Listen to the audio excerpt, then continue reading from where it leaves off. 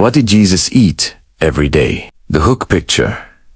A small stone house in Nazareth. The smell of fresh bread drifts through an open window. A young boy sits at a wooden table, breaking bread with his hands, dipping it into oil. That boy is Jesus of Nazareth. For 2,000 years, billions have read about his miracles, his words, his death, his resurrection. But almost no one has asked a simple question.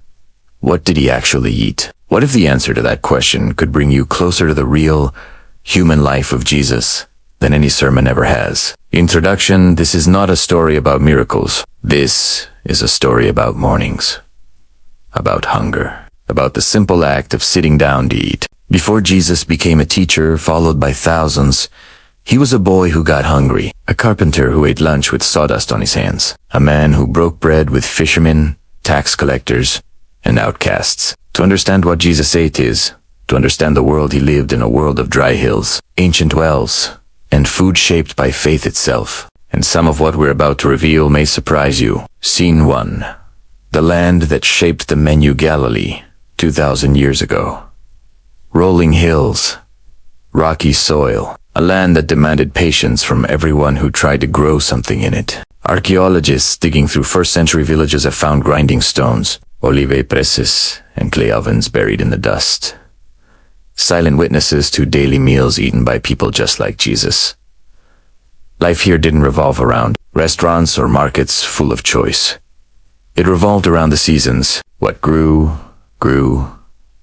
What didn't, simply wasn't eaten. There was no other option. And in this landscape, 3 things ruled every table: bread, olive oil, and wine. But something unexpected made this simple diet so powerful.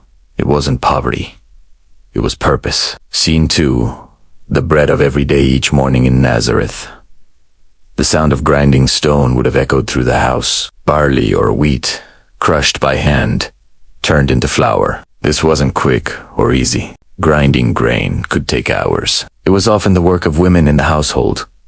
A quiet, repetitive labor that shaped an entire day around a single purpose: bread. The dough was mixed with water, salt, and sometimes a bit of leftover fermented dough to make it rise. Then it was pressed flat and baked in a clay oven called a tanner, or sometimes directly on hot stones. The result wasn't fluffy, soft bread like we know today. It was dense, flat, and slightly smoky. Historians believe this bread would have been eaten with almost every meal: breakfast, lunch, and dinner. When Jesus later stood before a hungry crowd of 5,000 and multiplied loaves of bread, he wasn't offering something exotic. He was offering the most familiar food in the world and turning it into something impossible. Few people noticed this detail.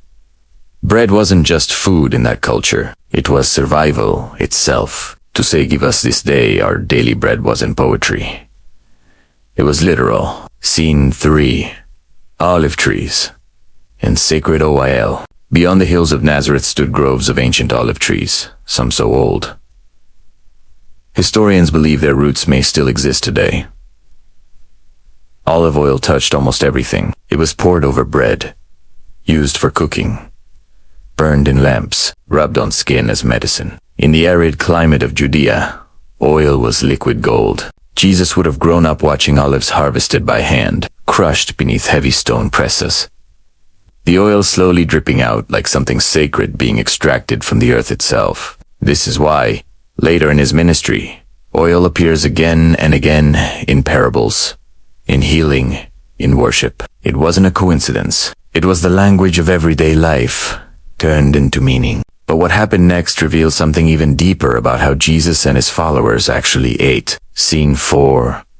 Fish from the Sea of Galilee. The Sea of Galilee shimmers under the Middle Eastern sun, not truly a sea, but a large freshwater lake, teeming with fish, even today. For fishermen like Peter, Andrew, James, and John, fish wasn't a luxury. It was daily life.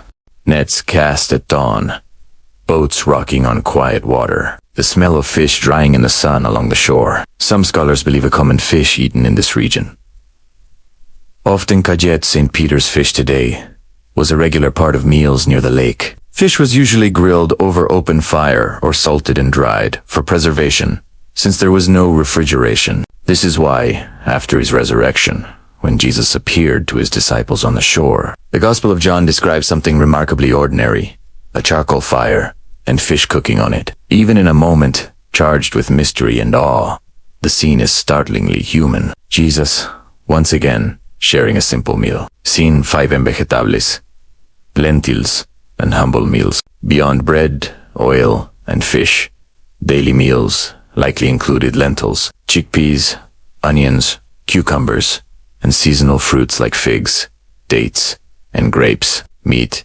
especially lamb, was rare, usually reserved for special occasions or religious festivals like Passover. For most families, including Jesus' own, meat was not an everyday food. It was sacred, tied to celebration and sacrifice. This is why the Passover meal carried such enormous weight. Roasted lamb, bitter herbs, unleavened bread. A meal eaten only once a year, remembering freedom from slavery in Egypt. And this is the meal Jesus chose for his final night on earth. Scene 6. The Last Supper, the most famous meal in history. Jerusalem evening, an upper room lit by flickering oil lamps. Jesus reclines at a low table with his 12 closest friends. Bread is on the table. Wine fills simple cups. The scent of roasted lamb and bitter herbs fills the room. The same Passover meal every Jewish family shared that night, in homes across the city. But this time something extraordinary happens. Jesus takes the bread, the same bread eaten every single day of his life, and says words that would echo for 2,000 years. This is my body. He lifts the cup of wine, the same wine poured at nearly every meal in that culture, and says, "This is my blood." In that single moment, the most ordinary elements of daily life become the most sacred symbols in human history. This wasn't a miracle meal made of rare, exotic food. It was bread and wine, the food of the poor, the food of the everyday person, transformed into eternal meaning. The emotional peak, think about that. The creator of the universe didn't choose gold. He didn't choose royal feasts. He chose bread that any hungry family could bake. He chose wine poured at any modest table. He chose the food of ordinary people, because he came for ordinary people. Every crumb Jesus ate throughout his life as a child in Nazareth, as a carpenter, as a wandering teacher, was leading toward this final meal. A meal that would be remembered, repeated, and honored in churches around the world every single day for thousands of years. Ending why this story still matters. Today, in churches across every continent, believers still break bread and drink wine in memory of that night. They may never taste barley bread baked in a clay oven. They may never see the Sea of Galilee at sunrise. But they still share in the same simple act Jesus shared with his friends 2,000 years ago. Because in the end, this story was never really about food. It was about presence, about sitting down with people, about turning ordinary moments into something sacred. Jesus didn't need a miracle to change the world. Sometimes, all it takes is bread and a table shared with the people you love.